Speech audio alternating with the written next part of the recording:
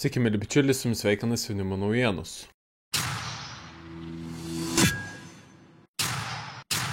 Noriu padėkoti visiems, kas prenumeruoja kanalą, pasidalino vaizdo įrašais, juos pakomentuoja ir paspaudžia patinka, nes tai yra didžiausias paskatinimas kurti toliau. Taip pat noriu nuoširdžiai padėkoti visiems, kurie paremėte Jaunimo naujienų anketą Patreon platformoje, tapdami Jaunimo naujienų laidos siekiais Patreone ir pervesdami lėšas tiesioginiu bankiniu pavedimu į banko sąskaitą, nurodant mokėjimo paskirtį auka. Nuorodas, kur galima prisidėti finansiškai prie laidų kūrimo, paliksiu vaizdo įrašo aprašyme ir komentaruose. Šiandien prie Seimo įvyko ūkininkų protestas. Nepasitenkinimas suplanuotomis reformomis planavę parodyti būtent tuo metu, kai Seime turėjo būti svarstomi minėti įstatymai, ūkininkai ketinimų neatsisakė ir parlamentarams pakeitus darbotvarkę tiek nekilnojamojo turto, tiek GPM įstatymų pakeitimų svarstymas perkeltas į kitą ketvirtadienį. Pažiūrėkime, kaip atrodė ūkininkų kelionė į Vilnių.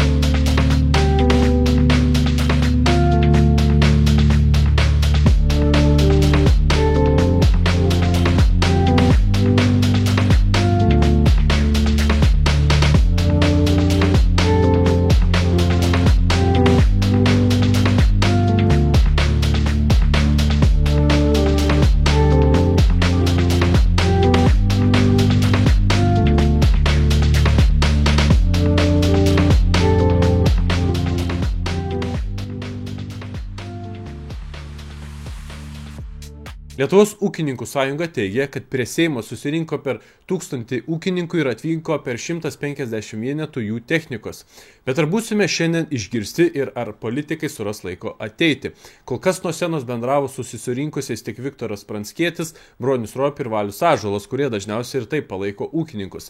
Tikimės protingų sprendimų iš viso Seimo. Pasižiūrėkime, ką kalbėjo Valius Ąžuolas nuo scenos. Toliau Valius Ąžuolas, Seimo biudžeto komiteto narys. Ar teisingai pristačiau?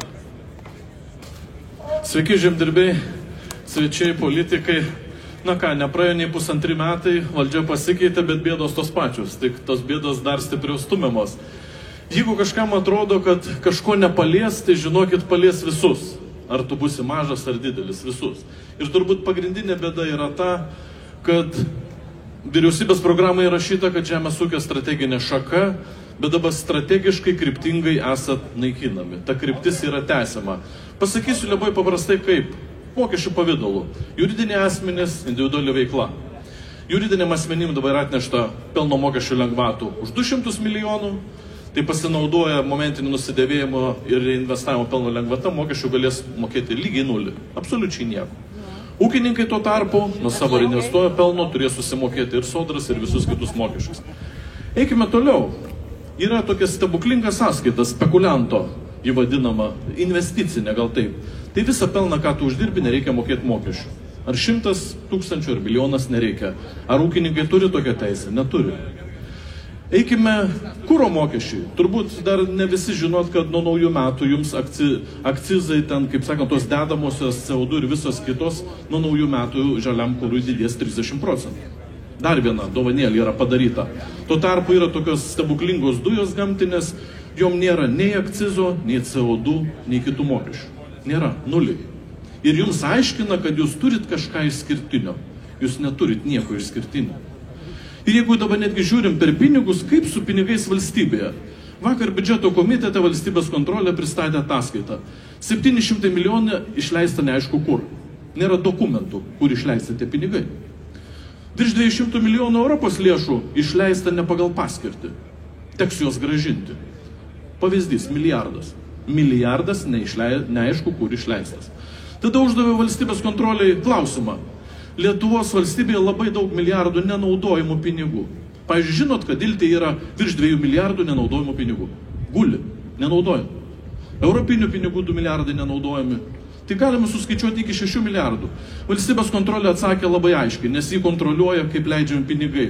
Sako, politikai neturi sugebėjimų ir gabumų ir nežino minčių, kur išleisti pinigus. Mitinguojantis ūkininkai iškūrė ir buldozerį. Pasižiūrim. Kadangi mes čia kalbam simboliškai, kas ką padarė, kas ką pasakė, jokių skaičių, jokių pavardžių, mes irgi turim simbolinės ūkininkų surinktas antivertybės, kurias Seimas bando mums pateikti. Tai yra jų melavimas, yra jų neskaidrumas, yra apgavystė. Visi tie antivertybiniai Seimo narių momentai, kuriems mes sakom ne ir kuriuos mes važiuojam su ūkininkų buldozeriais. Paplojam!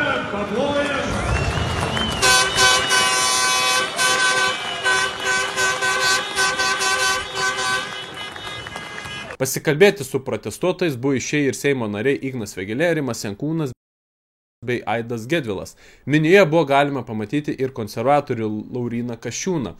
Taip pat prie protesto prisijungė protestų prieš nekilnojamąjį turtą mokestį organizatorius Raimondas Šimaitis. Dar trečiadienį Žemės ūkio ministras Ignas Hofmanas sakė, kad protestuojantys ūkininkai elgėsi teisingai. Sulaukęs klausimą, ar po tokių kalbų nebuvo nemalonių skambučių, ministras patikino nujaučiantis, kad gali sulaukti kolegų iš vyriausybės kritikos. Tuo metu Lietuvos jaunųjų ūkininkų ir jaunimo sąjungos pirmininkė Rūta Jurgautė nurodė, kad šis protestas nėra visų ūkininkų protestas. Jį inicijuoja stambiausi Lietuvos žemvaldžių atstovai Žemės ūkio taryba, siekiantis išlaikyti ilgalaikės sisteminės privilegijas, o ne atstovauti smulkių ir vidutinių ūkių ar regionų interesams, rašoma jos išplatintame pranešime žiniasklaidai. Iš Akabos oro uosto Jordanijoje trečiadienio vakarą išskrido lėktuvas į Vilnių gabenantis iš Izraelio evakuotus lietuvius.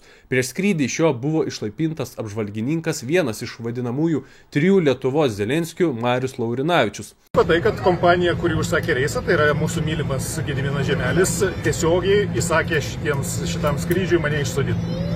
Kaip tu galvoji, kodėl? Aš žinau kodėl. Todėl, kad aš visą laiką apie Žemelio grėsmę nacionaliniam saugumui daug šnekėjau. Kaip tu įsivaizduoji dabar grįžti namo? Kol kas aš nieko nežinau. Žiūrėsim, kokią situaciją, susisieksim su ambasada. Žiūrėsim. Okay. Skrydį vykdė verslininko Gedimino Žemelio valdomos aviacijos verslo grupės Avia Solutions Group užsakomųjų skrydžių įmonė Chapman Freeborn. Situaciją pakomentavo ir užsienio reikalų ministras. Nei savo piliečių, nei šios istorijos taip nepaliksime. Marius grįš namo, o rusišką verslo kultūrą galutinai išvedinsime, teigia ministras Kęstutis Budrys. Po kelių valandų į situaciją sureagavo ir Avia Solutions Group vadovas Gediminas Žemelis. Anot jo, informacijos apie įvykius skrydžio organizavimo metu jis neturėjo, tačiau patikė savo versiją. Sveiki visi, netikėtai man rašo įvairūs Lietuvos žurnalistai dėl įvykio, kuris šiuo metu plačiai Lietuvos žiniasklaidoje aptariamas. Esu airshow ir net nežinojau, kad konkretaus šio skrydžio organizavimo metu įvyko.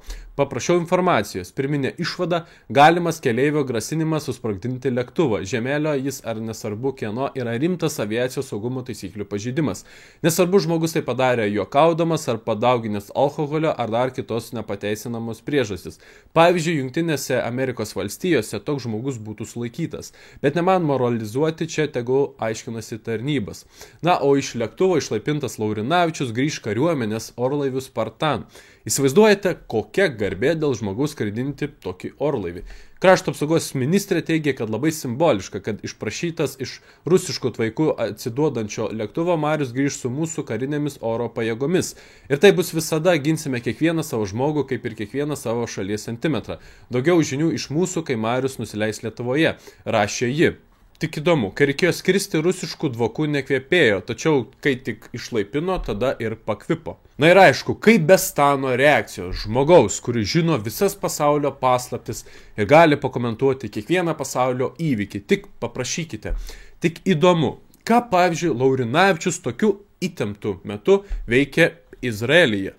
Kaip skelbė Europos komisija, bendrija iš viso padėjo evakuoti daugiau kaip 400 savo piliečių iš Izraelio per Jordaniją ir Egiptą.